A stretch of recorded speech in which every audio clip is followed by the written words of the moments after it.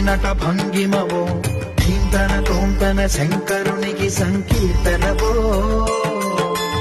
ఈశ్వరుడే అనునిత్యం తనలో తలచుకునే ఓంకారమువో